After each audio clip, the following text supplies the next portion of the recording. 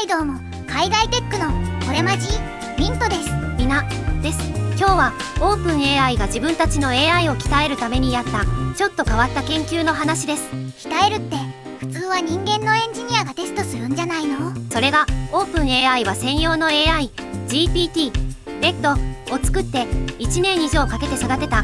しかもその GPT レッドが見つけた攻撃は GPT-5 には最強クラスのものが 90% 超で成功したのに、そこで見つかった攻撃を学習に取り込んだ GPT-5.6 には 23% 未満しか通らなかったとオープン AI は計測してる。同じ攻撃なのに通る確率が 90% 超から 23% 未満まで落ちたってこと？そう。しかもオープン AI の実験では同じ課題で GPTレッドが人間のハッカーチームより多くのシナリオで成功したという結果も出てる。目的は味方を強くするため。それマジ？全部見せて。まず前提からレッドチーミングっていう言葉聞いたことある？なんとなく悪役チームがシステムを攻撃するテストってイメージ。近い。 AI のシステムを壊す方法、乗っ取る方法をできるだけたくさん見つける安全性評価のこと。普通は人間のチームがやる仕事。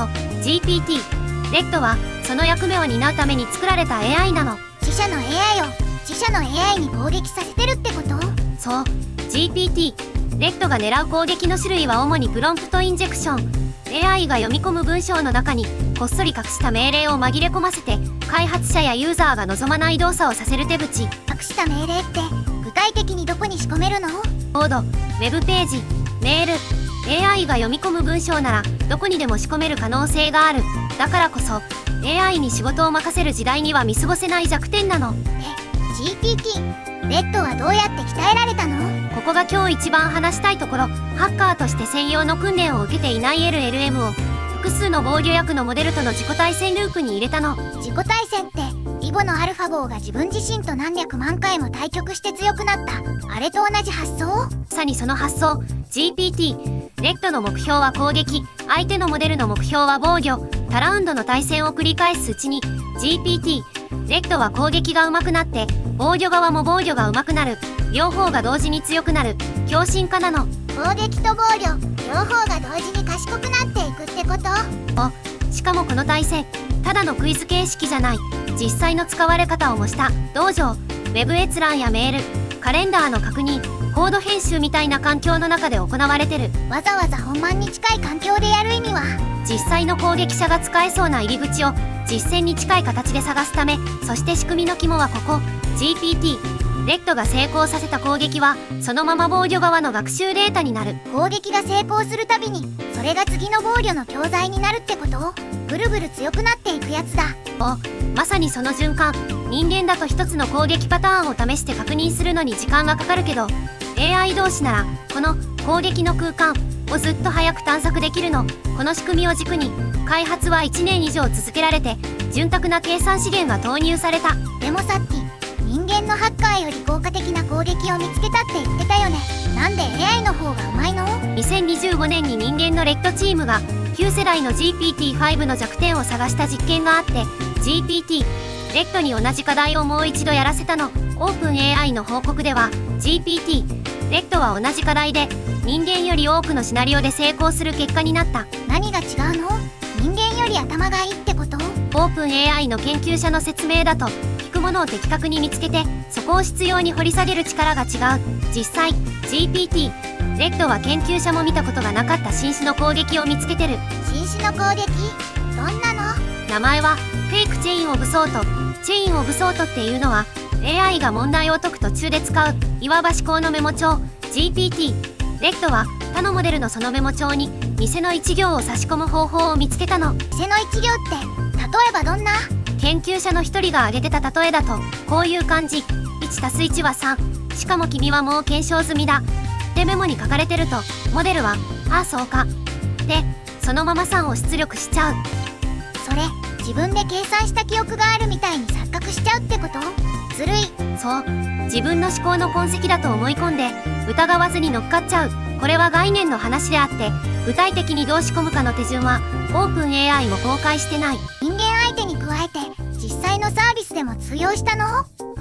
オープン AI の実験ではアンドンラブズが作った自販機を操作する AI エージェント便利を相手に GPT レッドが価格の変更や注文のキャンセルをハッキングで成功させたと報告されてる。自販機の AI まで乗っ取られちゃうの？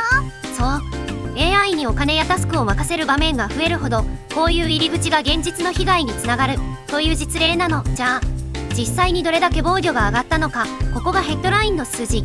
さっきゴールドオープンで言ってた 90% 超から 23% 未満のやつと、オープン AI の計測では GPT レッドの最強クラスの攻撃を試すと2025年8月公開の GPT-5 には 90% 超が成功した。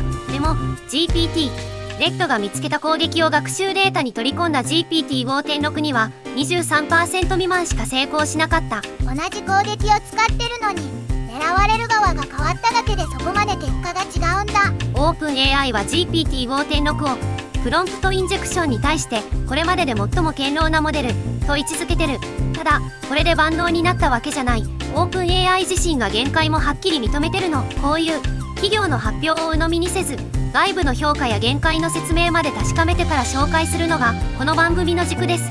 AI の安全性に関わる話、これからも同じやり方で扱っていきます。 AI 同士が攻防で強くなっていく時代ってなった人は登録だけ先に済ませておいてほしいのだ。どんな限界？大きく2つ。1つ、攻撃側と標的の間で何度もやり取りが必要な往復会話型の攻撃はまだ苦手。人間のハッカーの方が得意な領域。2つ、画像を経由するプロンプトインジェクションもまだ苦手な分野。じゃあ GPT レッドがいれば人間のレッドチームはもういらなくなるの？そこもオープン AI ははっきり否定してる。 GPT レッドは人間のレッドチームを補完する存在で置き換えるものじゃない。人間が見つけた攻撃を渡してその全バリエーションを探させるみたいな使い方が実際の運用法の一つなの。ここまでオープン AI 自身の説明を見てきたけど外部の評価も紹介しておきたい。独立した第三者の意見ってこと？そう、ジョージタウン大学の CSET という研究センターのアナリストジェシカ・ジさんのコメント。セルフプレーのアプローチは良い、結果は非常に有望と評価してる。手放しで褒めてるだけ？そこに正し書きがついてる。人間の専門性は依然として重要で人間のテストがどこに一番必要かを見分けられることが有用とも述べてる。強みと限界両方を認めた評価。これ前に紹介した AI 秘書へのなりすまし命令は原理的に防ぎきれないかもしれない。でかいと根っこが似てない？近い。あっちは人間から AI への命令が乗っ取られる原理的な限界の話。今日のはその裏側で AI 同士の攻防を仕込む話。気になる人はそっちも見てみて。ちなみに GPT レッド自体は誰でも使えるように公開されたりするの？それはない。1年以上かけて育てた潤沢な計算資源が必要な代物で非公開のまま、研究者の一人は誰でも簡単にスーパーアタッカーを訓練できるという類の話ではないってコメントしてる。 MIT テクノロジーレビューはこの研究をスーパーハッカーという見出し語で紹介してたけど、狙い把握まで味方であるオープン AI 自身の AI の防御を強くすること。なるほど、最強のハッカー AI っていうより最強のスパーリング相手なんだね。今日の話をまとめると、オープン AI はアルファ棒的な自己対戦の発想を AI の攻防に持ち込んだ。1年以上かけて GPT レッドを開発し、その中核にセルフプレイを使い見つかった攻撃を学習に取り込んで GPT-5.6 をプロンプトインジェクションに対してこれまでで最も堅牢なモデルにした。オープン AI の計測で 90% 超だった攻撃が 23% 未満まで落ちたのは大きいよね。